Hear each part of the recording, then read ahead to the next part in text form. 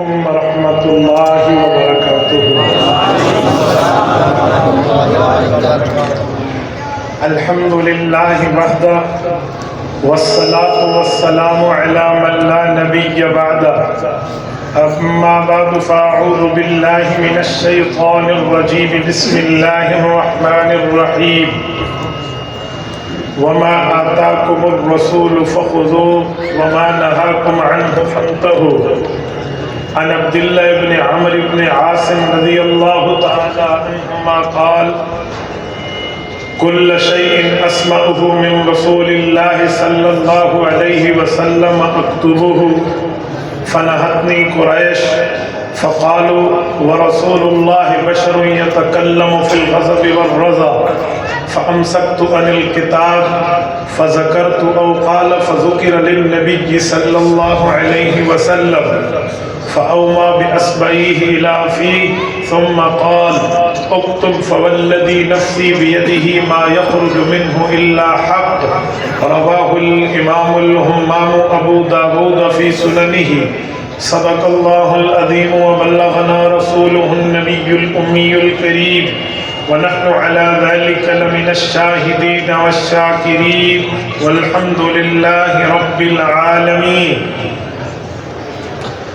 یا الہی آج تو صدیق سا ایمان دے، آنکھ دے اور اسوہ فاروق کی پہچان دے، کر مبرہ عیب سے اور عفت عثمان دے، فقر دے کرار کا اور حیدری اوسان دے۔ معزز دوستو، آج 28 جنوری 2022 بروز جمعۃ المبارک ہے، اور ضلع وہاڑی بلکہ جنوبی پنجاب کی مشہور اہل حق کی درسگاہ جامعہ ابو ہریرہ ملسی حضرت مولانا شیخ الحدیث قاری محمد یاسین دامت برکاتہم العالیہ کی دعوت پرخلوص پر میں آپ کی خدمت میں موجود ہوں۔ ہماری اسٹیج پر جملہ علماء کرام معززین کے ساتھ ساتھ جانشین شفیق الامت برادر کبیر حضرت مولانا قاری عتیق الرحمن ہزاروی دامت برکاتہم العالیہ، حضرت پیر طریقت رہبر شریعت مولانا عزیز الرحمن ہزاروی رحمہ اللہ کے جانشین ہماری اسٹیج کی زینت ہیں۔ میں ان سب حضرات کی موجودگی میں آپ کی خدمت میں مسنون نماز کے عنوان پہ چند دلائل پیش کروں گا۔ آپ توجہ میری طرف رکھنا، میری آنکھوں میں آنکھیں ڈال کر بات سننا، انشاءاللہ آپ کا وقت ضائع نہیں ہوگا۔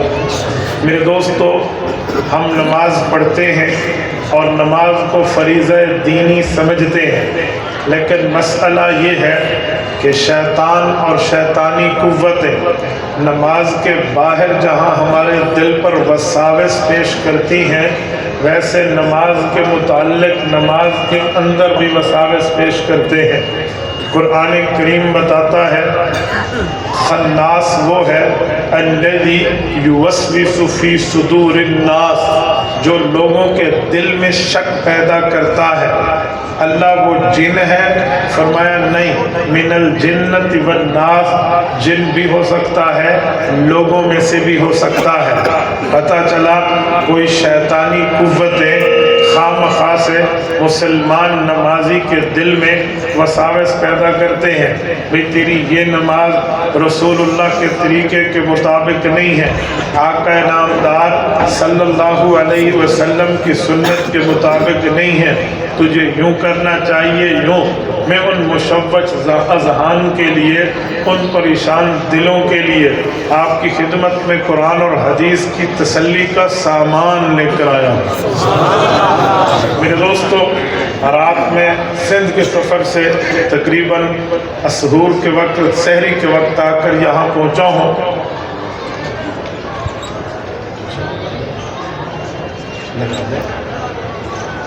آپ تک آواز آ رہی ہے؟ سب تک آخر تک آ رہی ہے؟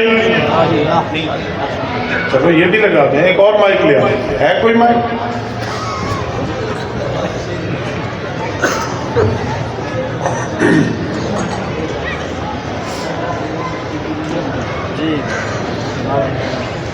یہ بھی دیں، تینوں رکھیں۔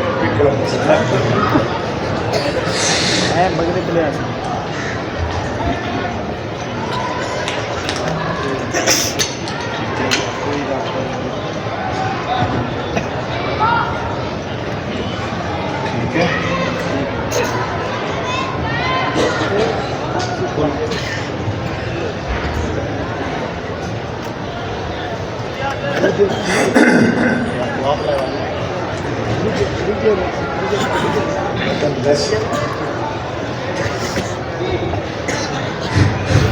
آ رہی ہے آواز؟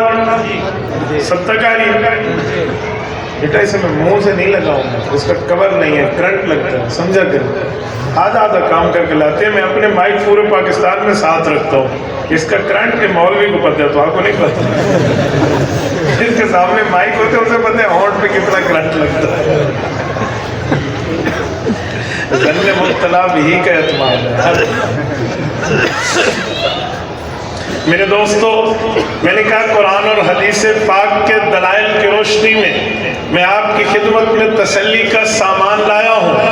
رات سحری کے وقت میں سندھ کے سفر سے یہاں پہنچا، یقین مانیے رب جانتا ہے، اپنے آرام کے بعد میں نے مسلسل بیٹھ کر نماز کے 5-6 مسائل پر قرآن اور حدیث کے دلائل جمع کیے ہیں کہ مجھے حضرت قاری صاحب اور باقی حضرات کی طرف سے یہ بات سننے کو ملی ہے کہ یہاں کچھ لوگ کہتے ہیں علماء دیوبند، علماء احناف کے پاس نماز کے مسئلے پر دلیل حدیث، دلیل قرآن نہیں ہے۔ بھائی یہ کیسے ہو سکتا ہے؟ اہل حق ہو اور ان کے پاس دلائل نہ ہو، یہ کیسے ہو سکتا ہے؟ وہ اہل اللہ ہو اور ان کے پاس اللہ کا قرآن اور رسول اللہ کا فرمان نہ ہو۔ میرے دوستو آپ توجہ رکھنا، میں انشاءاللہ تعالی رب ذوالجلال، رب کریم، رب عظیم کی ذات پر بھروسہ کر کے کہتا ہوں کہ میری گفتگو کے بعد آپ اس نقطے پر پہنچیں گے کہ ہم نماز علماء احناف ٹھیک پڑھتے ہیں اور حضور کے طریقے پر پڑھتے ہیں۔ آؤ میں نماز کو شروع کر رہا ہوں۔ مثلا سب سے پہلی بات قرآن کریم کہتا ہے اقیموا الصلاۃ، نماز قائم کرو۔ اقرأوا الصلاۃ نہیں ہے، نماز پڑھو، ایک پڑھنا ہے، ایک قائم کرنا ہے۔ قراءت صلاۃ، قیام صلاۃ میں بڑا فرق ہے۔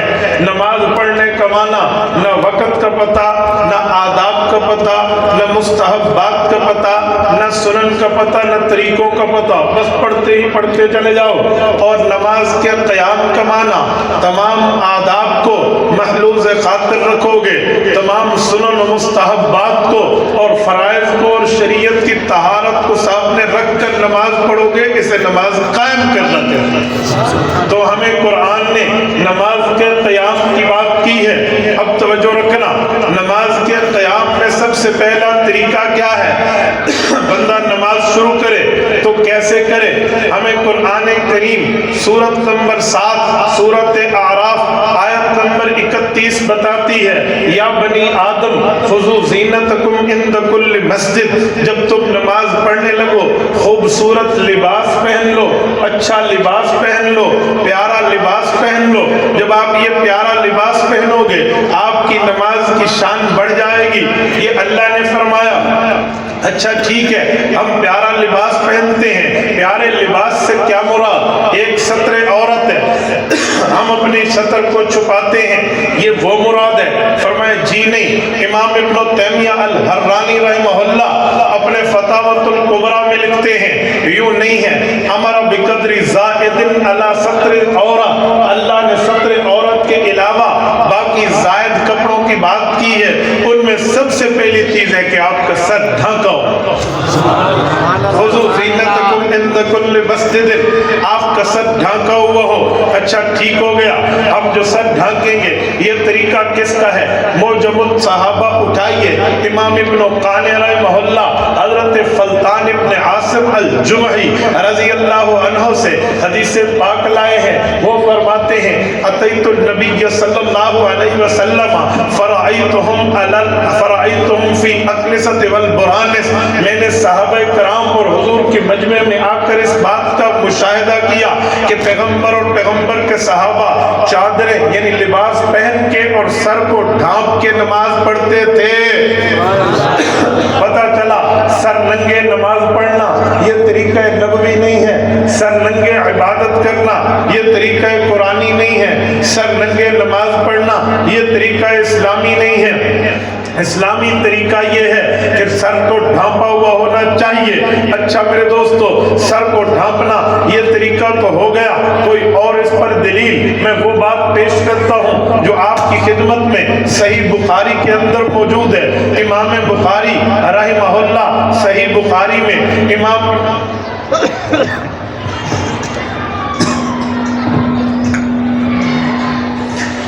بخاری رحمہ اللہ امام حسن بصری رحمہ اللہ سے دلیل پاک کو ذکر کرتے ہیں۔ امام حسن بصری وہ ہے، یہ ان کا انتقال 110 ہجری میں ہے۔ حضور پاک علیہ السلام نے فرمایا خیر القرون قرنی ثم الذین یلونہم ثم الذین یلونہم، میرا زمانہ بہترین زمانہ، صحابہ کا زمانہ بہترین زمانہ، تابعین کا زمانہ بہترین زمانہ۔ امام حسن بصری رحمہ اللہ کی پیدائش صحابہ کے زمانے میں، انتقال صحابہ کے زمانے میں، یہ بہترین دور کا آدمی امام بخاری رحمہ اللہ اس سے دلیل لائے ہیں۔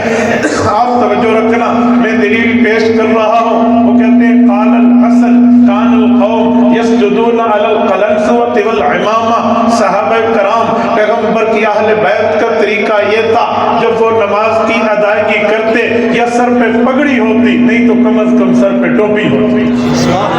یہ پہلا طریقہ ہے نماز کے قیام کا، نماز کی خوبصورتی کا، جس کو الحمدللہ اہل حق اپنائے ہوئے۔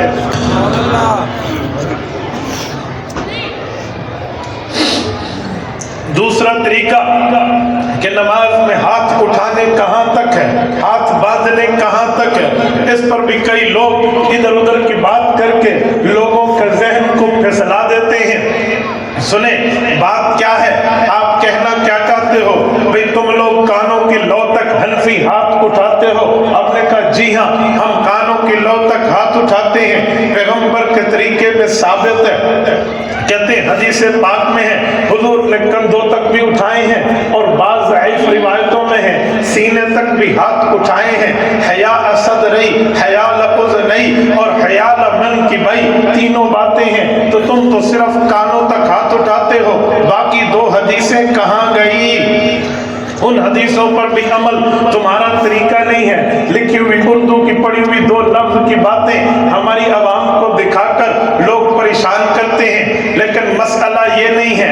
ہمارے مخالف نے ہمارے موقف کو سمجھا نہیں ہے، وہ سمجھتا اعتراض نہ کرتا، اور افسوس میرے اپنے بندے نے ہماری دلیل کو یاد نہیں کیا، یہ یاد کرتا تو جواب دیتا۔ وہ سمجھا نہیں، اعتراض کر دیا، اس نے یاد نہ کیا تو جواب نہ دیا۔ بھائی میں مانتا ہوں سینے تک کا طریقہ، میں مانتا ہوں کندھے تک کا طریقہ، میں مانتا ہوں کان کی لو تک کا طریقہ۔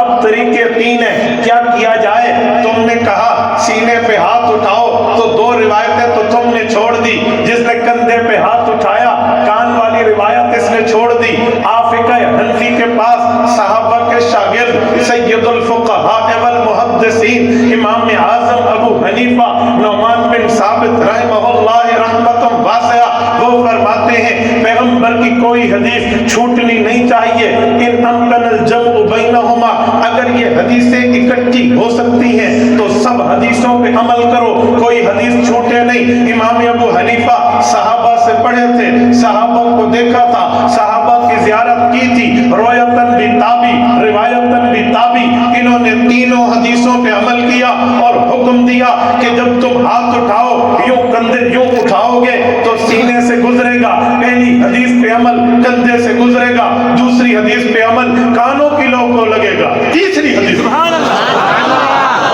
کوئی ایک حدیث نہیں چھوٹے گی۔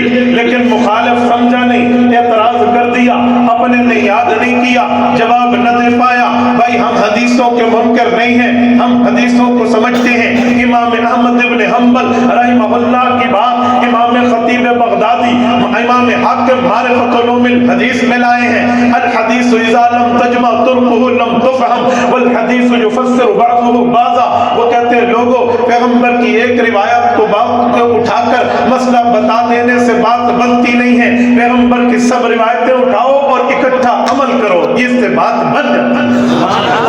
تو پھر والحدیث یفسر بعضه بعضا، حدیث کا ایک ٹکڑا دوسرے ٹکڑے کی تشریح کر دیتا ہے تو بات بڑے اچھے طریقے سے سمجھ آتی ہے۔ اچھا جب یہ بات ہو گئی پھر اس کے بعد ہم ہاتھ باندھتے ہیں، طریقے دو ہیں، یا اہل حق ناف کے اوپر ہاتھ باندھتے ہیں جیسے امام شافعی امام احمد ابن حنبل رحمہم کا طریقہ ہے، یا ناف کے نیچے ہاتھ باندھتے ہیں، جیسے علماء حق علماء احناف کا طریقہ ہے۔ یہ دونوں طریقے شریعت میں ثابت ہیں۔ فوق السرہ، ناف کے اوپر ہاتھ باندھو، تحت السرہ، ناف کے نیچے ہاتھ باندھو، یہ طریقے چلے ہوئے آ رہے ہیں۔ جب ثابت دونوں ہیں، لکھے ہوئے دونوں ہیں، موجود دونوں ہیں، تحریر دونوں کی ہے، ثبوت دونوں کا ہے، اب بہتر اور بہترین کا فرق ہے، اچھے اور اچھے ترین کا فرق ہے، تو پھر عمل دونوں میں سے جس پہ چاہو کرو، لیکن ایک بہتر ہوتا ہے، ایک بہترین ہوتا ہے، ایک وی آئی پی ہوتا ہے، ایک وی وی آئی پی ہوتا ہے۔ تو آپ ذرا معاملے کو دیکھیں گے تو بات بن جائے گی۔ اب جب صحابہ سے دونوں طریقے ثابت ہیں تو میرے امام ابو حنیفہ صحابہ کے شاگرد کا اعلان ہے، جب پیغمبر کے صحابہ میں مختلف طریقے آ جائیں تو میرے پاک پیغمبر کا اعلان ہے، اے لوگو علیکم بسنتی وسنت الخلفاء الراشدین المہدیین، پھر خلفاء راشدین کے طریقے کو پکڑ لینا، ابو بکر، عمر، عثمان، حیدر رضی اللہ عنہم کے عمل کو دیکھ لینا، جس طرف خلفاء اربعہ ہوں، جس طرف خلفاء راشدین ہوں، جس طرف خلافت راشدہ ہو، اس طریقے کو لے لینا۔ آؤ ہاتھ باندھنے کے مسئلے پر خلافت راشدہ کا موقف کیا ہے؟ آؤ ہاتھ باندھنے کے مسئلے پر پیغمبر کے چار صحابہ میں کس کا فتویٰ موجود ہے؟ آپ اٹھائیے مسند زید ابن علی، تمام سند میں اہل بیت ہیں، پیغمبر کی اہل بیت کے علاوہ کوئی بندہ اس سند میں نہیں ہے، تمام کی تمام پیغمبر کی اہل بیت ہے۔ اسی لیے کہہ رہا ہوں کیونکہ قرآن کریم سورت نمبر 33 سورت احزاب آیت نمبر 53 نے پیغمبر کی اہل بیت کے لیے اعلان کیا ہے، انما یرید اللہ لیذھب عنکم الرجس اہل البیت ویطہرکم تطہیرا واذکرن ما یتلی فی بیوتکن من آیات اللہ والحکمہ ان اللہ کان لطیفا خبیرا۔ میرے پاک پیغمبر پہ اللہ نے آیت اتاری، اے پیغمبر میں نے آپ کی اہل بیت کو پاک کر دیا ہے، اے پیغمبر کی اہل بیت کو تمہارے گھروں میں قرآن اور سنت کی باتیں ہوتی ہیں، انہیں دہراؤ تو کہ اگلوں تک پہنچانا ہے۔ اللہ ہر چیز کو دیکھنے والا اور باریک بین ہے۔ اس روایت میں تمام اہل بیت ہے، اہل بیت کے علاوہ سلف میں کوئی نہیں ہے۔ مسند زید ابن علی میں یہ روایت موجود ہے، اور امام سلیمان بن الاشعث السجستانی رحمہ اللہ سنن نبی داؤد میں بھی اس روایت کو جگہ دیتے ہیں۔ حضرت علی المرتضیٰ فرماتے ہیں ان من السنہ، آؤ خلافت راشدہ کی دلیل لینا، خلیفہ راشد کی بات لینا، حضرت علی المرتضیٰ کا عمل لینا۔ فرمایا ان من السنہ، اے لوگوں نماز تو پڑھو گے لیکن میں تمہیں طریقہ محبوب مصطفیٰ بتا رہا ہوں، طریقہ نبوی سمجھا رہا ہوں، طریقہ رسول دکھا رہا ہوں۔ ان من السنہ وضع الکف علی الکف فی الصلاۃ تحت السرہ، پیغمبر کا بہترین طریقہ یہ ہے، مسنون طریقہ یہ ہے، نماز میں بایاں ہاتھ نیچے ہو، دایاں ہاتھ اوپر ہو اور ناف کے نیچے ہو۔ خلافت راشدہ اس پر بطور دلیل ہے، خلافت راشدہ اس پر بطور دلیل فتویٰ موجود ہے۔ تو صحابہ کرام سے دونوں طریقے ثابت، تم ناف کے اوپر رکھو پھر بھی حق کا طریقہ، ناف کے نیچے رکھو پھر بھی حق کا طریقہ، بہتر اور بہترین کا فرق۔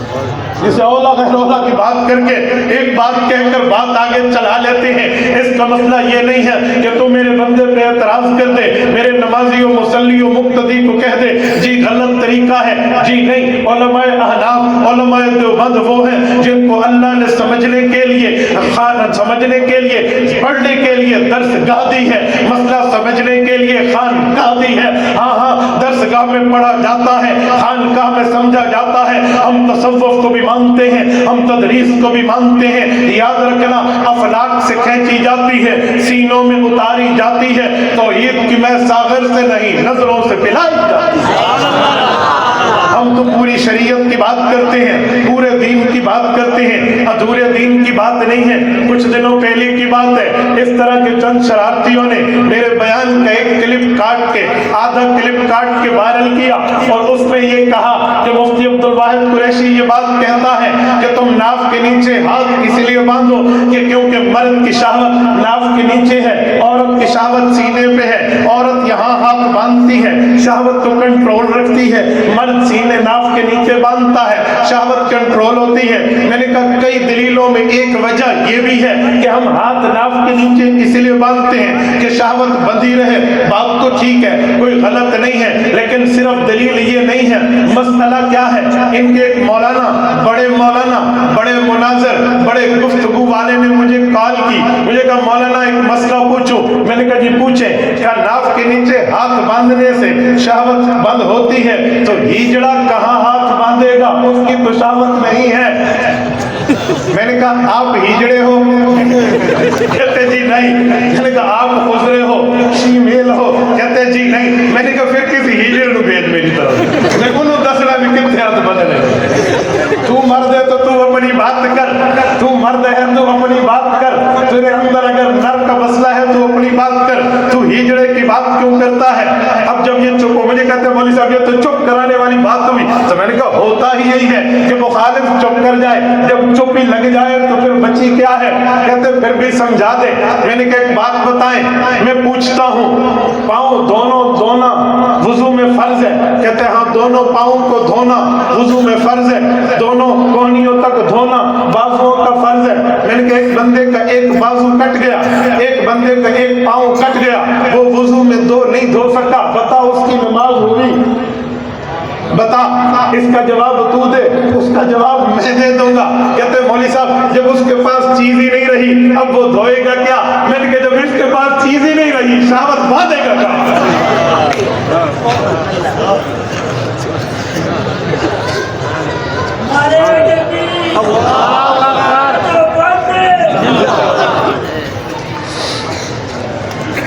आपका ज़ौक़ ताज़ा है ना?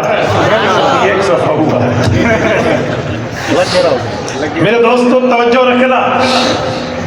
मैंने कहा जी बात तो ठीक है, लेकिन दलील की दुनिया में बात करें, फतवा बाजी को बंद करें, दूसरे को नीचा दिखाना बंद करें। दलील आप भी दें, दलील हम भी देंगे। अहले हक दलाइल से बात करते हैं, संजीदा जुबान से बात करते हैं। लेक्चर गुफ्तगू ये अहले हक का तरीका नहीं है। संजीदगी से बात सुनो, हंस के सवाल करो, हंस के जवाब दो। बाज़ों का तो लोग सवाल करते हैं हज़रत मौला, सवाल में हंस रहे होते हैं, जवाब दे तो उनके मुंह पर 12 बज जाते। मैंने कहा जी थोड़े 11 बजा लो, इतना तो नहीं होना चाहिए। चलो, मैंने कहा नमाज के 3 मसलों पर मैंने बात शुरू की थी। नंबर 1 सर ढांप के पढ़े, मैंने उस पर आयत और हदीस पेश की। नंबर 2 हाथ उठाएं, इस पर दलील पेश की। नंबर 3 हाथ बांधे, इस पर भी दलाइल पेश किए। अब थोड़ा आगे आइए, आगे क्या है? आगे सूरतुल फातिहा पढ़ी जाती है, नमाज में कुरान पढ़ा जाता है। इसके बारे में क्या बात है मेरे दोस्तों? याद रखना, जब नमाज में कुरान पढ़ा जाता है, हम भी कायल हैं नमाज में कुरान पढ़ें, लेकिन नमाज की हैसियतें कई हैं। 2 बड़ी मारूफ है, एक इनफरादी एक इज्तिमाई। इनफरादी नमाज अकेले को कहते हैं, इज्तिमाई नमाज जमात को कहते हैं। क्या जो उसूल अकेले का है वही उसूल बाजमात का है? क्या जो इनफरादी का है वही इज्तिमाई का है? इसे अकल नहीं मानती। याद रखना, मजमे का मसला और है, तन्हा का मसला और है। आपने वफद बनाया, आप किसी बड़े ओहदेदार को मिलने गए तो सब नहीं बोलोगे, एक बोलेगा।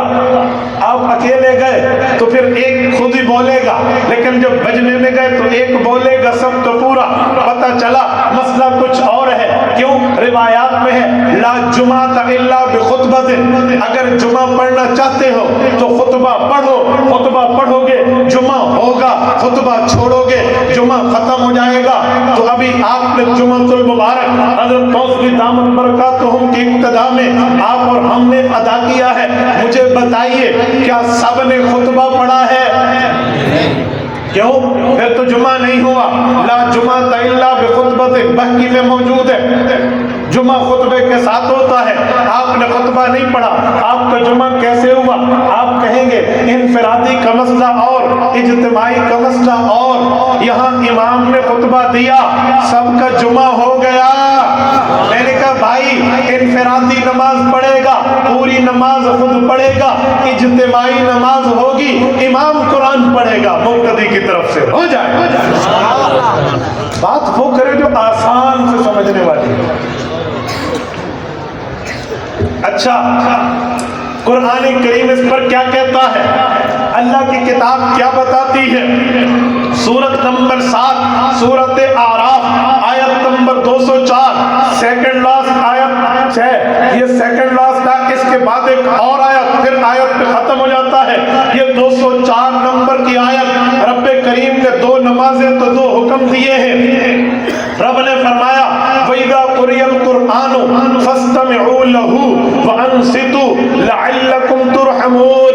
لفظی ترجمہ یہ ہے وَإِذَا قُرِئَ الْقُرْآنُ، جب قرآن پڑھا جائے، فَاسْتَمِعُوا لَهُ، غور سے سنو، وَأَنصِتُوا، زبان کو بند رکھو، لَعَلَّكُمْ تُرْحَمُونَ، تاکہ اللہ کی رحمتیں تم پر برس سکیں۔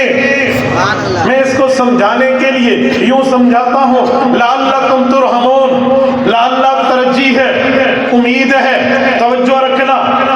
فرمایا لعلکم ترحمون، تم یہ چاہتے ہو، تمہیں یہ امید ہے، تمہیں یہ حوصلہ ہے کہ تمہارے اوپر رب کی رحمتیں آئیں۔ ہاں اللہ ہماری یہ چاہت ہے۔ فرمایا پھر قرآن کے مقابلے میں قرآن مت پڑھو، سبحان اللہ، قرآن کے مقابلے میں قرآن مت پڑھو۔ ٹھیک ہو گیا؟ تو یہ کب کی بات ہے؟ کس جگہ کی بات ہے؟ کس کے لیے کہا گیا ہے؟ حافظ کی کلاس میں تو سارے پڑھ رہے ہوتے ہیں اور امام استاد صاحب سن رہا ہوتا ہے، یہ کس کے لیے ہے؟ آؤ قرآن کو سمجھنا ہے، پیغمبر کے صحابہ یا صحابہ کے شاگرد اور شاگردوں سے سمجھو۔ آؤ میں خیر القرون پیش کر رہا ہوں، امام احمد ابن حنبل الشیبانی المتوفى 241 ہجری رحمہ اللہ، جو پیدا خیر القرون میں ہوئے ہیں، ان کا حوالہ لا رہا ہوں۔ اجماعی بات، حنفی، شافعی، مالکی، حنبلی سب قائل و فاعل ہیں، پوری امت مانتی ہے۔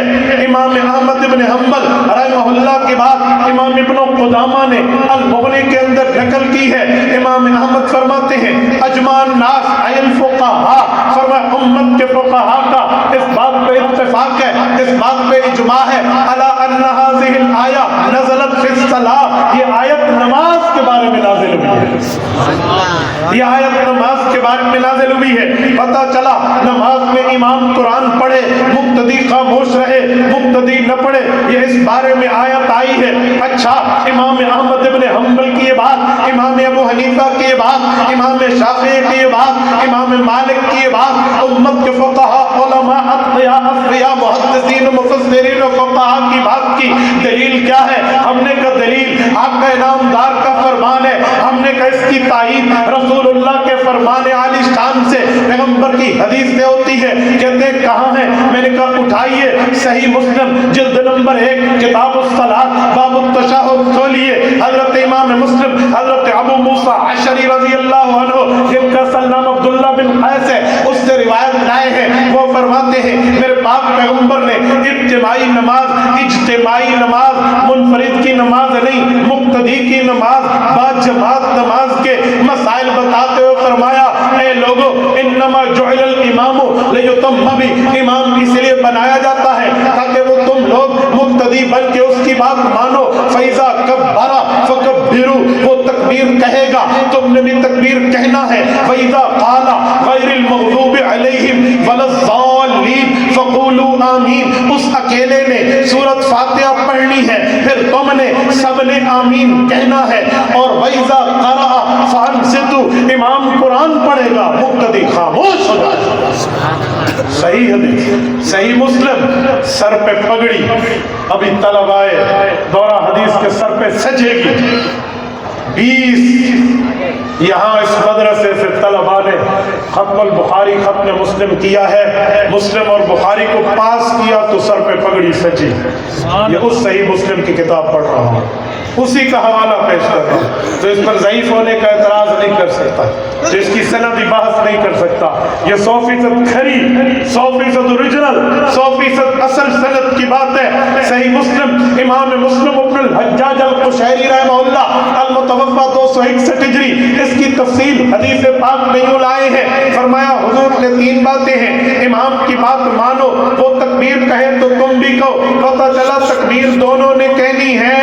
وَإِذَا قَرَأَ فَأَنصِتُوا، وہ قرآن پڑھے تو چپ رہنا، پتہ چلا قرآن اکیلے امام نے پڑھنا ہے۔ وَإِذَا قَالَ، وَإِذَا قَالُوا نہیں، وَإِذَا قَالَ غَيْرِ الْمَغْضُوبِ عَلَيْهِمْ وَلَا الضَّالِّينَ، واحد مذکر غیب کی بات ہے، سنگولر پلورل جمع کا صیغہ نہیں ہے۔ جب اکیلا امام سورۃ فاتحہ پڑھ لے فَقُولُوا آمین، پھر تم سب نے آمین کہیں۔ حضور نے پورا طریقہ بتا دیا، اپنے اپنے تقسیمات کر کے پوری ترتیب سمجھا دی ہے۔ اس لیے امام پڑھتا ہے، مقتدی چپ رہتا ہے، یہ میرے پاک پیغمبر کا حکم ہے۔ امام احمد نے بتایا سورۃ نمبر 7 سورۃ اعراف آیت نمبر 204 میں اللہ نے قرآن کے مقابلے میں قرآن پڑھنے پر مقتدی کو منع فرمایا۔ ہم نہیں پڑھتے، امام پڑھتا ہے۔ اللہ اللہ خیر صلی اللہ۔ شاید کوئی بندہ یوں کہے کل قیامت میں اجر ملے گا، فَأَمَّا مَنْ أُوتِيَ كِتَابَهُ بِيَمِينِهِ، ہر بندے کو اکیلا اکیلا ملے گا، تو پھر مقتدی کو سورۃ فاتحہ کا اجر کہاں سے ملے گا؟ شاید کوئی کہہ سکتا ہے کہ مقتدی نے پیچھے قرآن نہیں پڑھا تو امام نے پڑھا، امام کی بات مقتدی کو اجر کیسے ملے گا؟ اگر وہ یوں کہہ دے، آؤ میں اس کا جواب 2 صورتوں میں دیتا ہوں۔ ایک تو میں جمعہ کے خطبے میں روایت پڑھ چکا ہوں، لا جمعہ الا بخطبۃ، کہ خطبے کے بغیر جمعہ نہیں ہوتا، ہر بندے نے خطبہ نہیں پڑھنا، امام نے پڑھنا ہے، ان کا جمعہ ہو گیا۔ اگر میں پوچھوں جمعہ کا اجر پھر امام کو ملے گا، مقتدی کہاں جائیں گے؟ آپ کہو گے امام کے ساتھ مل کے مقتدیوں کو ملے گا۔ ایک جواب تو یہ ہے کہ یہاں بھی امام کے ساتھ مل کے مقتدیوں کو اجر ملے۔ اگر اس سے بھی آپ کی تسلی نہ ہو، آؤ میں پیغمبر شرابہ، سوال جواب، بحث و مناظرے کی چیلنج۔ امام صاحب نے پوچھا بھائی کیا بات ہے؟ 15 بندے 15 زبانوں سے بول رہے ہیں، یہ ہے تمہارا فتویٰ، سب پڑھیں گے، سب کو اجر ملے گا۔ امام صاحب نے ایک نظر میں ایسے دیکھا تھا، امام صاحب تو صحابہ کے دور کے بعد حکیم الامت ہی ہے، نباز ہے امت کے، وہ سمجھ گئے کہ ان کے من میں کیا چل رہا ہے اور ان کے منہ پہ کیا چل رہا ہے۔ کہتے ٹھیک ہے بات کرتے، تم ایک کام کرو، ایک منہ سے 15 منہ کیسے بولیں؟ اپنے میں ایک بندے کو مناظر طے کر لو، ایک بندے کو متکلم طے کر لو، وہ بات کرے میں جواب دوں، میں سوال کروں وہ جواب دے، جو جیت جائے اس کے ساتھ ہو جانا، جو ہار جائے اس سے ہٹ جانا۔ انہوں نے کہا جی بات تو عقل والی ہے۔ تو انہیں آپس میں ایک دوسرے کو دیکھا، جی بڑا مولوی صاحب نے اس پر پگڑی رکھ دے، کہا جی یہ آپ سے بات کریں۔ امام صاحب نے کہا مجھے تھوڑا وعدہ، عہد، میثاق، پیمان میں کوئی چیز مضبوط کر کے دو کہ پھر تم جو بول پڑے تو۔ انہوں نے کہا جی پکا ہم نہیں بولیں گے، یہ بولیں۔ تو امام صاحب نے کہا بھی تو کہہ رہے تھے ہماری دلیلیں، وہ دلیلیں کہاں جائیں گی؟ کہا جی یہ دلیلیں دے گا ہماری طرف سے ہو جائے گی، ہمارا بڑا آدمی ہے۔ تو امام صاحب نے کہا بھی مناظرہ شروع نہیں ہوا، میں جیت پہلے کیا۔ کہا جی وہ کیسے؟ کہا امام بھی ہمارا بڑا ہے، وہ پڑھے گا ہماری طرف سے ہو جائے گا بھائی، اسی لیے امام پڑھے گا مقتدی کی طرف سے ہو جائے گا۔ تو یہ بات آپ ذہن میں رکھیں۔ اچھا میری اس گفتگو کے بعد اگر ایک بات میں نہ کروں تو شاید بات پوری نہ ہو۔ آپ کہیں گے مولانا ایک حدیث پاک میں ہے، اللہ کے رسول کا فرمان ہے لا صلاۃ لمن لم یقرأ بفاتحۃ الکتاب، سورۃ فاتحہ نہیں پڑھو گے نماز نہیں ہوگی۔ رسالت مآب علیہ السلام کا فرمان عالی شان موجود ہے، تو سورۃ فاتحہ نہیں پڑھو گے نماز نہیں ہوگی۔ اس کا جواب کیا ہے؟ میں کہتا ہوں جی بالکل ٹھیک ہے، میرا ایمان ہے، میرا اس پر ایمان ہے، میرا اس پر یقین ہے، سورۃ فاتحہ کے بغیر نماز نہیں ہوگی۔ نماز کا مسئلہ اور جماعت کا مسئلہ اور۔ تو میرے بھائی ذرا سن، میں ایک جملہ کہتا ہوں تجھے سمجھانے کے لیے کہتا ہوں، تو بات سمجھا رہا ہے تو ایک بات مجھ سے بھی سمجھ جا۔ میں پوچھتا ہوں نماز سورۃ فاتحہ کے بغیر نہیں ہوگی۔ جب ہم نماز پڑھتے ہیں، فاتحہ پڑھتے ہیں، جب ہم جماعت پڑھتے ہیں، حضور کی الگ حدیث اس کے لیے موجود ہے۔ تو کوئی کہے گا مولوی صاحب پھر یہ نماز اکیلے کے لیے حدیث ہے؟ اگر میں کہوں ہاں تو وہ کہے گا تیری بات کی حیثیت کیا ہے؟ آؤ میں تمہیں پیغمبر کی جماعت کو پیش کرتا ہوں، پیغمبر کے شاگردان کو پیش کرتا ہوں، پیغمبر کے صحابہ کو پیش کرتا ہوں، جس کے لیے میرے پاک پیغمبر نے فرمایا کہ میری جماعت کی بات کو مانو گے تم ہدایت پاؤ گے۔ میں ہدایت یافتہ صحابی رسول اپنے شاگردوں میں حدیث بیان کر رہے، اس کی بات پیش کر رہا ہوں۔ کھولیے جامع ترمذی ہے، جلد اول ہے، کتاب الصلاۃ ہے، امام ابو عیسیٰ ترمذی رحمہ اللہ روایت لائے ہیں، حضرت جابر حدیث سنا رہے ہیں، شاگرد سن رہے ہیں، فرمایا لا صلاۃ لمن لم یقرأ بفاتحۃ الکتاب، سورۃ فاتحہ نہیں پڑھو گے نماز نہیں ہوگی۔ ایک شاگرد نے یوں سوالیہ نظروں سے پوچھا، استاد ذل مکرم حدیث کا مطلب کیا ہے؟ فاتحہ نہیں پڑھو گے نماز نہیں ہوگی۔ گویا اس شاگرد کا مطلب یہ تھا کہ ہم جماعت میں تو نہیں پڑھتے۔ استاد نے سمجھایا، بیٹا میں حضور پاک سے پڑھا ہوں، میں حضور کا شاگرد ہوں، اس کا مطلب سن، بغیر فاتحہ کے نماز نہیں ہوتی۔ انما اذا کان وحدہ، یہ اکیلے نمازی کو حکم ہے، مقتدی کو نہیں ہے۔ یہ پیغمبر کا صحابی فتویٰ دے رہا ہے، سمجھا سنا بتا رہا ہے، تو جب پیغمبر کے صحابہ سے حدیث لی ہے تو پیغمبر کے صحابی سے مطلب بھی لے لیں۔ ہم وہ نہیں ہیں حدیث صحابی سے لیں مطلب وہابی سے لیں، نا بابا، ہم پیغمبر کی صحابی سے حدیث بھی لیتے ہیں مطلب بھی صحابی سے۔ ہم اہل سنت والجماعت ہیں، دین نبی سے لے کر تشریح بھی نبی کے صحابہ سے ہوتا ہے۔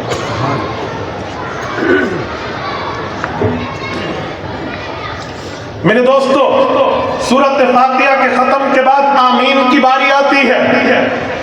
سورۃ فاتحہ ختم ہوئی، امام نے سورۃ فاتحہ مکمل کر لی، اب اس پر تامین کا وقت آیا، آمین کا وقت آیا، تو اب کیا کریں؟ آمین کس نے کہنا ہے اور کیسے کہنا ہے؟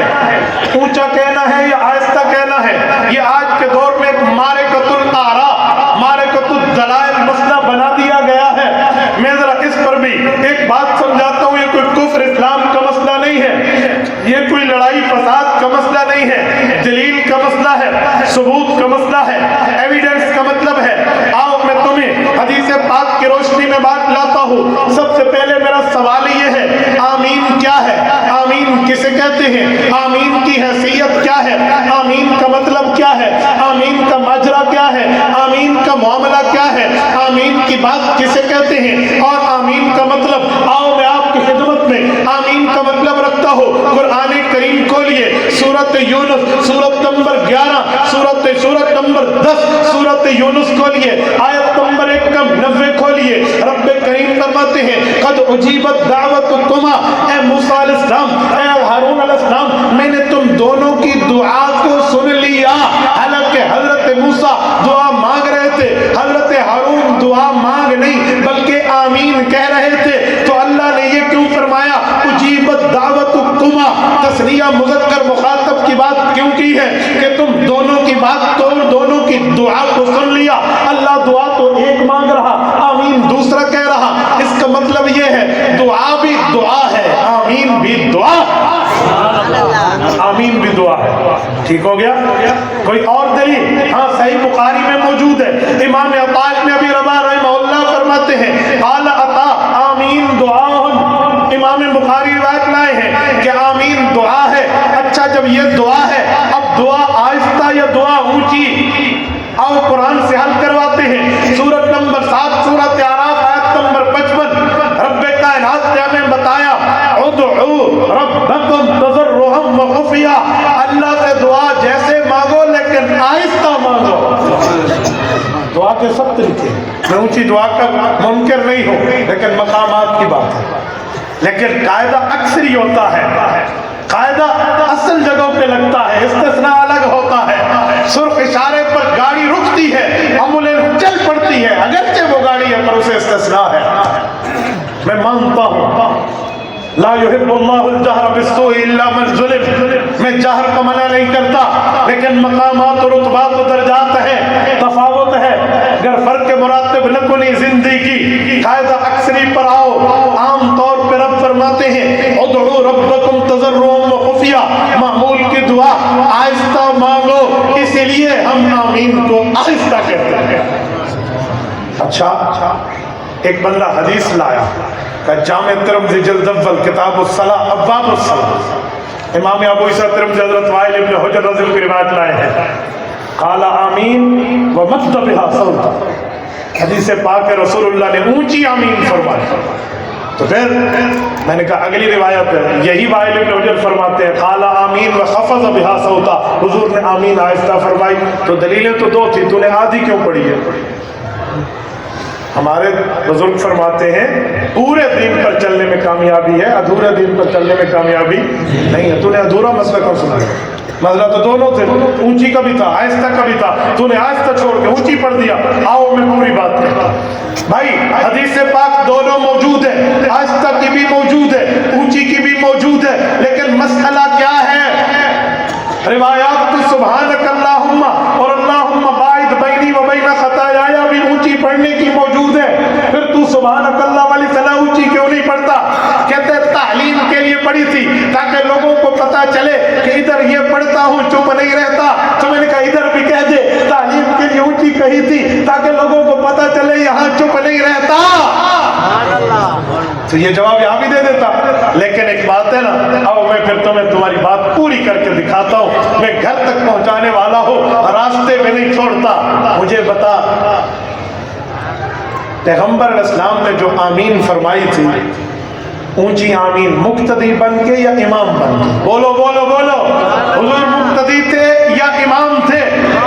سب بولے، جو حضور کو امام مانتے ذرا ہاتھ کھڑا کر کے میری تعریف کرے کہ ہم سارے اپنے پاک پیغمبر محمد مصطفیٰ صلی اللہ علیہ وسلم کو کیا مانتے ہیں؟ ہمارے پاک پیغمبر نے آمین اونچی فرمائی آہستہ، دونوں امام بن کے یا مقتدی بن کے؟ ہاتھ کھڑے کر کے، ہاتھ کھڑے کر کے، حضور نے امام بن کے یا مقتدی بن کے؟ امام بن کے۔ آؤ میں ایک سوال کرتا ہوں، تو مقتدیوں کو کیوں کہتے ہیں اونچی کو؟ تو بھی امام کو کہتا نہیں سمجھے؟ تو بھی امام کو کہتا، تو نے مقتدی پر اعتراض کیوں کر دیا؟ مسئلہ امام کا تھا، تو نے فٹ مقتدی پہ کیا میرے بھائی، چیمانہ دارت وجہ۔ اوے اللہ کے بندے، حضور پاک سے اونچی بھی ثابت، آہستہ بھی ثابت، تو یہ کہتا دونوں ٹھیک ہے تو چلو بات بنتی، یہ موقف لاتا، لیکن تو نے میری دلیل کو چھوڑ کیوں دیا؟ باتیں تو دونوں کر لو۔ اور آؤ سنو، میں ایک بات مزید کہتا ہوں، آمین دعا ہے اور قرآن کہتا ہے دعا آہستہ مانگو۔ میرے پاس اللہ کا قرآن ہے، تو اس مسئلے پر قرآن کیوں نہیں پیش کرتا؟ مجھے کہنے لگا مولانا صحیح بخاری کو مانتے؟ میں نے کہا جی بڑے شوق سے، آج ختم صحیح بخاری میں موجود ہوں۔ رات میں سندھ میں ختم صحیح بخاری میں تھا، تو ایک شخص نے سوال کیا کہ حنفیوں کا صحیح بخاری سے کیا تعلق ہے، احناف کا صحیح بخاری سے کیا واسطہ ہے؟ میں نے کہا یہ صحیح بخاری وہ ہے جو بتاتی ہے سر پہ ٹوپی پگڑی پہن کے نماز پڑھو، تو ٹوپی اتار کے پڑھتا ہے، تیرا کیا تعلق ہے؟ یہ صحیح بخاری وہ ہے جو بتاتی ہے کلام المیت وہو علی الجنازہ، میت سنتا بھی ہے میت بولتا بھی ہے، تیرا صحیح بخاری سے کیا تعلق ہے؟ یہ صحیح بخاری وہ ہے جو بتاتی ہے اذا اقبر المیت اتاہ ملکان، جب فرشتے آتے ہیں میت کو اٹھا بیٹھتے ہیں، تیرا صحیح بخاری سے کیا تعلق ہے؟ یہ صحیح بخاری وہ ہے جو بتاتی ہے واللہ لا یذیقک اللہ الموتتین ابدا، پیغمبر قبر میں زندہ ہے، تو حیات النبی کا قائل نہیں ہے، تیرا صحیح بخاری سے کیا تعلق ہے؟ یہ صحیح بخاری وہ ہے جو بتاتی ہے صافہ حماد بن زید ابن المبارک بھی یدیہ، سنت طریقہ دو ہاتھ سے مصافہ ہے، تو ایک ہاتھ سے کرتا ہے، تیرا بخاری سے کیا تعلق ہے؟ یہ صحیح بخاری وہ ہے جو بتاتی ہے باب من اجاز الطلاق الصلاۃ لقول اللہ تعالی الطلاق مرتان فامساک بمعروف او تسریح باحسان، تین طلاقیں دو تو تین ہوتی ہے، تو کہتے ہیں تین طلاقیں دو تو ایک ہوتی ہے، تیرا صحیح بخاری سے کیا تعلق ہے؟ یہ صحیح بخاری تو وہ ہے جو کتاب الاحکام باب اجر الحاکم میں امام بخاری حدیث لائے ہیں اور فرماتے ہیں لوگوں اذا حکم الحاکم فاجتہد واصاب له اجران ان اخطا له اجر، مجتہد آدمی اگر دلیل پیش کرے اور صحیح ہو تو 2 ثواب، اگر بھول جائے تو 1 ثواب، مجتہد کو پھر بھی ملتا ہے، تو اجتہاد کا منکر ہے، تیرا صحیح بخاری سے کیا تعلق ہے؟ ہمیں کہتے ہیں امام بخاری سے، ہاں احناف کا صحیح بخاری سے تعلق ہے، امام بخاری نے صحیح بخاری شروع کی ہے باب کیف کان بدل وحی الی رسول اللہ صلی اللہ علیہ وسلم، پہلی روایت لائے ہیں وبہ قال حدثنا الحمیدی قال حدثنا سفیان، یہ حمیدی کون ہے؟ عبداللہ بن زبیر المکی، یہ عبداللہ بن زبیر المکی کون ہے؟ یہ شاگرد ہے امام عبد الرزاق بن الحمام الصنعائی کا، وہ شاگرد ہے امام اعظم ابو حنیفہ کا، امام بخاری نے بخاری شروع کی ہے تو امام حنیفہ کے شاگردوں سے کہتے ہیں حنفیوں کا بخاری سے کیا تعلق ہے؟ سنو، امام بخاری رحمہ اللہ نے صحیح بخاری میں روایت لائے ہیں امام عبد الرحمن المقری سے، یہ شاگرد امام ابو حنیفہ کا ہے، حماد بن خالد سے، یہ شاگرد حنیفہ کا ہے، ابو حفص کبیر سے، یہ شاگرد امام ابو حنیفہ کا ہے، امام بخاری روایت لائے ہیں فضل بن دکین سے، یہ شاگرد امام ابو حنیفہ کے ہیں، امام بخاری روایت لائے ہیں ضحاک بن مخلد ابو عاصم النبیل سے، یہ شاگرد امام ابو حنیفہ کا ہے، امام بخاری روایت لائے ہیں حضرت مکی بن ابراہیم سے، یہ شاگرد امام ابو حنیفہ کا ہے۔ آپ کہتے ہو صحیح بخاری سے ان سے کیا تعلق؟ سن، امام بخاری نے بخاری ختم کی ہے، صحیح بخاری کے آخری کتاب کتاب التوحید والرد علی الجہمیہ کھولیے، باب نمبر 93 کھولیے، امام بخاری روایت لائے ہیں باب ونضع الموازین القسط لیوم القیامہ وان اعمال بنی آدم وقولهم یوزن وقال مجاہد القسطاس العدل بالرومیہ۔ امام بخاری آگے روایت شروع کرتے ہیں، وبہ قال حدثنا احمد بن اشقاب قال حدثنا محمد بن فضیل عن عمارة بن القعقاع عن ابی زرعۃ عن ابی ہریرہ رضی اللہ تعالی عنہ وعنہم قال قال النبی صلی اللہ علیہ وسلم وساق الحدیث۔ امام بخاری سند لے کر چار امتی پانچواں صحابی چھٹا اللہ کے رسول لا کر حدیث پاک لائے ہیں، یہ دو کلموں والی جو آج آخری پڑھی جائے گی، امام بخاری چار امتی راوی وہ لائے ہیں جو صحابہ سے پہلے پانچواں امتی صحابی حضرت ابو ہریرہ ہیں، پہلے چار احمد بن اشقاب، محمد بن فضیل، عمارہ، اور اس کے بعد ابو زرع جن کا اصل نام حرم ہے، حاشیے میں موجود ہے۔ یہ چاروں کون ہیں؟ ان کا ابو حنیفہ سے کیا تعلق ہے؟ کھولیے الکواکب الدراری حاشیہ کروانی جلد نمبر 25 آخری صفحہ کھولیے، فرماتے فیہ لطائف، اس میں کئی نکتے ہیں۔ الاولا، پہلا نکتہ یہ ہے اربعۃ کلہم کوفیون، یہ چاروں امام ابو حنیفہ کے شہر کے محدث ہیں۔ سبحان اللہ۔ کہتے ہو حنفیوں کو بخاری سے کیا تعلق ہے؟ تو میں تو مانتا ہوں بخاری پیش کر کیا مسئلہ ہے؟ کہتے ہیں آمین کے مسئلے پہ صحیح بخاری کی حدیث ہے، سنا دو۔ میں نے کہا جی بڑے شوق سے۔ امن ابن زبیر ومن معه فإن للمسجد لجة، حضرت عبداللہ بن زبیر پیغمبر کے صحابی رضی اللہ عنہ موجود ہیں، انہوں نے آمین اتنی اونچی کہی دعا میں، ساتھ والوں نے بھی اونچی آمین کہی کہ مسجد گونج اٹھی۔ تم تو آمین کے قائل نہیں ہو۔ میں نے کہا اس میں کہاں لکھا ہے کہ وہ نماز کی آمین تھی؟ کہاں لکھا ہے وہ نماز کی تھی؟ وہ تو دعا کی تھی۔ میں یہاں بیٹھ کے کہتا ہوں میلسی والو، اللہ تمہیں مدینہ لے جائے۔ فَإِنَّ لِلْمَسْجِدِ لَجَّةً، مسجد گونج اٹھی ہے۔ اب یہ نماز کی ہے، اس میں نماز کا مسئلہ کہاں ہے؟ تھوڑا گزارا، تو نماز کا مسئلہ اپنی طرف سے لائے گا، ہم نے بخاری پڑھی بھی ہے، پڑھائی بھی اور سمجھی بھی۔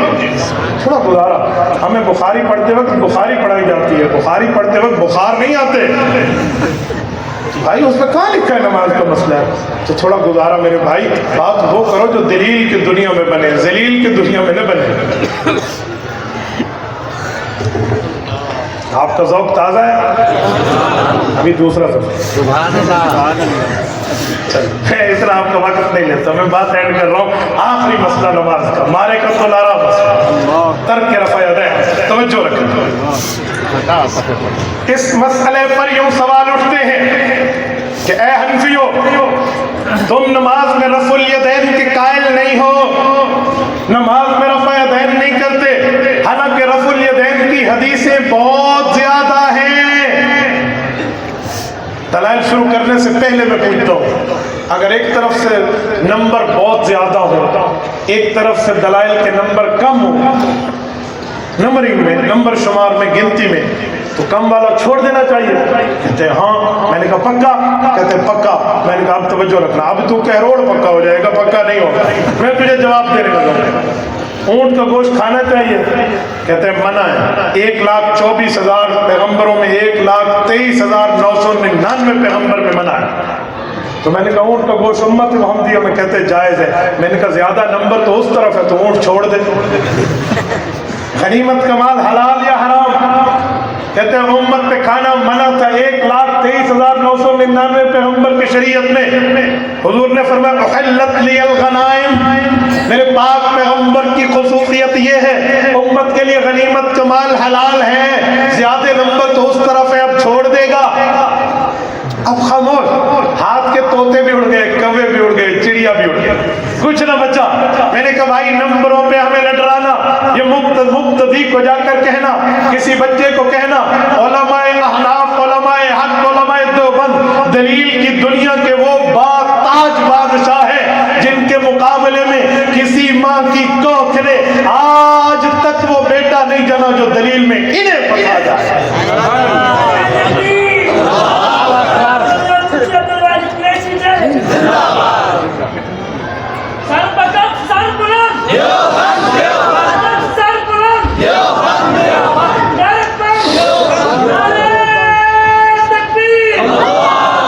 میں نے کہا نمبر 1 نہ سنا. آؤ دلیل کی دنیا میں بات کرتے ہیں. رفع الیدین اللہ کے رسول سے ثابت ہے. میں مانتا ہوں کوئی جاہل مطلق ہوگا جو کہے گا ثابت نہیں ہے. میں مانتا ہوں پیغمبر کریم نے رفع الیدین فرمایا ہے, لیکن یہ بتا حضور نے ہمیشہ کیا ہے؟ پوری دنیا کی کسی صحیح حدیث میں یہ لفظ نہیں ہے. پیغمبر نے ہمیشہ کیا ہے. اس میں تو ہے حضور نے کیا ہے, استمرار نہیں ہے, ہمیشہ کا نہیں ہے, حضور نے کیا ہے. چھوڑنے کی روایتیں بھی ہیں. مجھے کہتے ہیں مولانا آپ کو عربی آتی ہے؟ میں نے کہا الحمدللہ. کہتے ہیں کانا یرفع یدیہ, کانا استمرار پہ دلالت کرتے ہیں, حضور کرتے رہتے تھے. میں نے کہا پکی بات ہے. کانا یطوف علی نسائہ بغسل واحد, علماء جانتے ہیں یہاں بھی کانا ہے, بغسل واحد یطوف علی نسائہ. علماء سے ترجمہ لے لینا, وہاں بھی استمرار ہے. کہتے نہیں ایک دفعہ کا واقعہ. میں نے کہا اب کانا کہاں سے آیا؟ کچھ باتیں عوام کے لیے نہیں ہوتی, اب پریشان نہ ہو, علماء سمجھتے ہیں.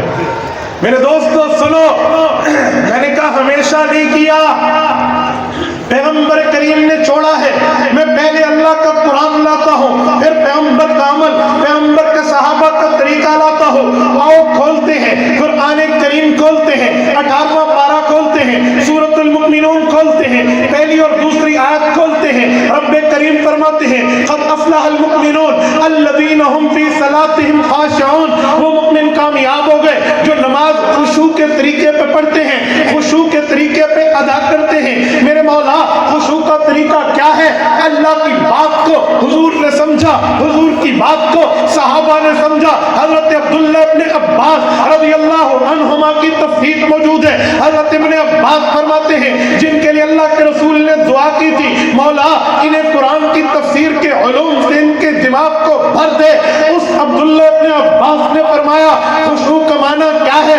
فرمایا لا یلتفتون یمینا ولا شمالا ولا یرفعون ایدیہم فی الصلاۃ. فرمایا دائیں بھی نہ دیکھو بائیں بھی نہ دیکھو, متواضعون محتبطون, ادھر ادھر معاملہ نہ کرنا, اللہ کے سامنے مؤدب بننا. ولا یرفعون ایدیہم فی الصلاۃ, اور نماز کے اندر رفع الیدین بھی نہ کرنا. اس مسئلے پر تو اللہ کا قرآن کیوں نہیں پیش کرتا؟ اس مسئلے پر تو صرف حدیث پیش کرتا ہے جو پہلے زمانے کی ہے. میں قرآن بھی پڑھتا ہوں, حدیث بھی پڑھتا ہوں, اور پوری کر دے. حضرت عبداللہ ابن عباس رضی اللہ عنہ پیغمبر کے صحابی ہیں.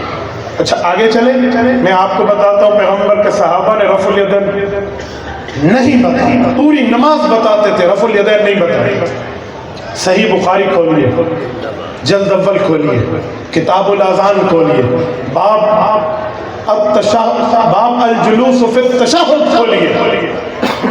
حضرت ابو حمید ساعدی رضی اللہ عنہ کی روایت ہے, مکتبہ رحمانیہ لاہور کا صفحہ 184, قدیمی کتب خانے کا صفحہ 104. حضرت ابو حمید ساعدی فرماتے ہیں انا کنت احفظکم لصلاۃ رسول اللہ صلی اللہ علیہ وسلم. حضور کے صحابہ کا مجموعہ میں صحیح بخاری پیش کر رہا ہوں. حضرت ابو حمید ساعدی رضی اللہ عنہ نے فرمایا آؤ میں تمہیں حضور کی نماز کا طریقہ سکھاؤں. میں نے حضور کی نماز کے طریقے کو حفظ کر لیا. حافظ اس میں تفصیل ہے, سپرلیٹو ڈگری ورڈ, اس سے بڑا لفظ نہیں ہے. اس کا ترجمہ کرتا ہوں, پیغمبر کے نماز کے طریقے کو گھول کے پی لیا ہے. یہ پیغمبر کا صحابی بتایا. سناؤں؟ جی سنائیں. انہوں نے پوری نماز کا طریقہ بتایا.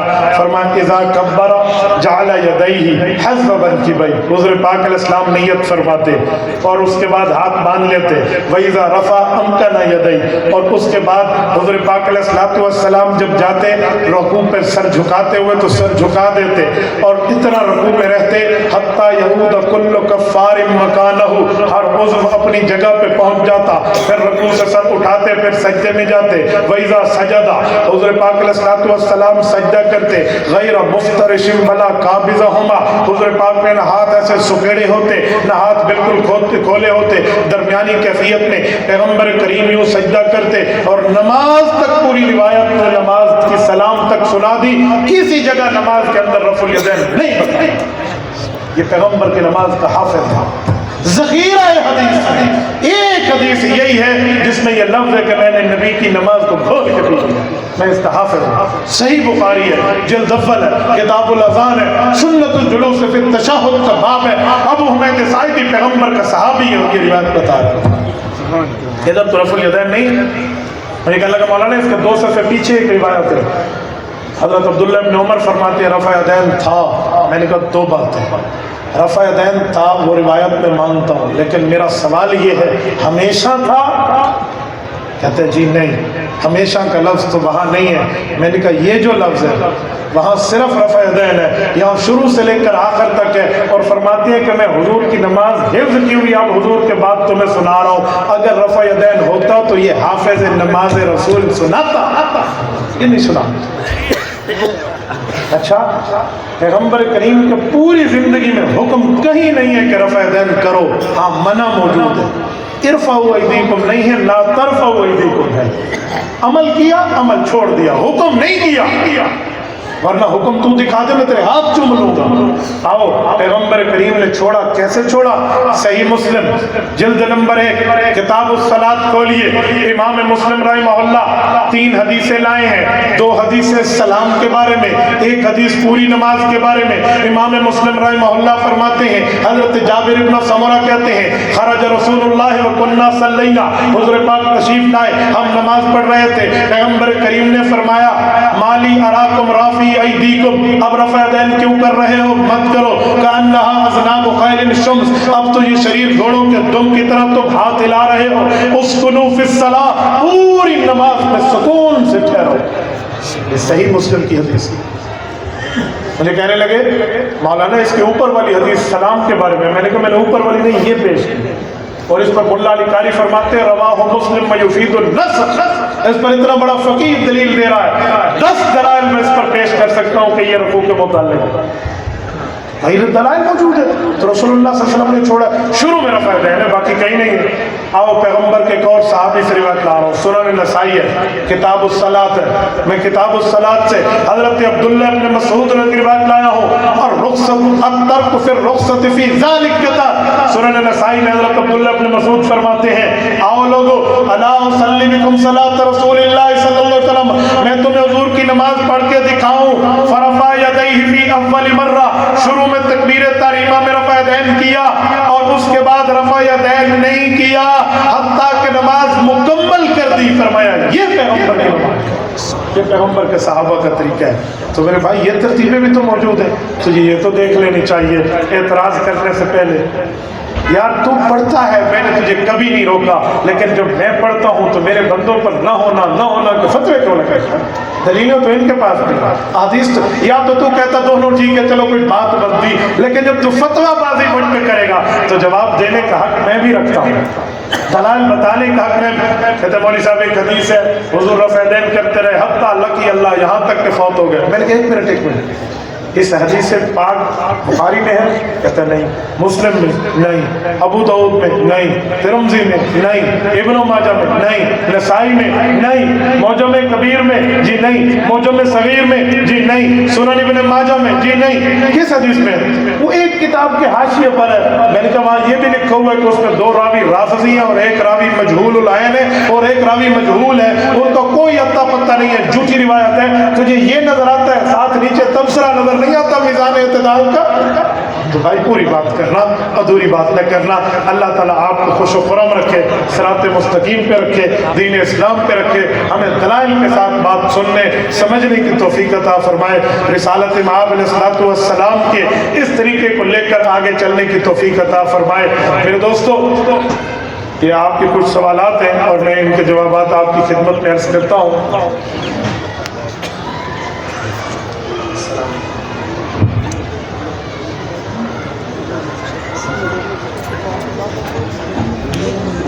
ہماری خوش قسمتی ہے حضرت شیخ الحدیث مولانا منیر احمد منور دامت برکاتہم العالیہ، شیخ الحدیث شیخ الحدیث باب العلوم کے اروڑ پر تشریف لائے۔ میں حضرت کی اجازت سے 2 باتیں آپ کی خدمت میں عرض کرتا ہوں۔ अस्सलाम वालेकुम। नमाज में ख्यालात का आना, भाई नमाज में ख्यालात आते हैं तो वुज़ू में दुनिया की बातें करते होंगे, या तो ये बात है, और अगर ये नहीं है तो फिर नमाज में आप अपनी नज़र की सवारी करते होंगे, फिराते रहते होंगे, कभी इधर कभी उधर कभी उधर। तो इस तरह नहीं होता। आप जब नमाज की नीयत करें ऐसे समझे काबा मेरे सामने है, फिर नज़रें झुका दें, उसके बाद रुकू पर आप घुटनों को पकड़ें, और उसके बाद अपनी ज़्यादा देखना है तो अंगूठों को देखो रुकू में कि यहाँ से रूह निकलना शुरू होगी। फिर अत्तहियात में अपनी गोद में नज़र रखो, तो इंशाअल्लाह आपकी नमाज ख़राब नहीं होगी। लेकिन आप नमाज में अपनी आँख को सफ़र कराते फिराएंगे तो फिर तो नमाज में ख्यालात आएंगे। क्या उस शख्स के पीछे नमाज होती है जो बंदा हुजूर पाक में अल्लाह वाली सिफात मानता है? अब उससे बचें।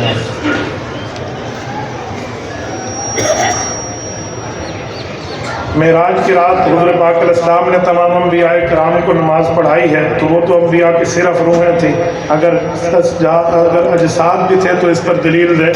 भाई अर्ज़ खिदमत है, हमारे काबिरीन ने रूह माल जसद के नमाज का कौल किया है।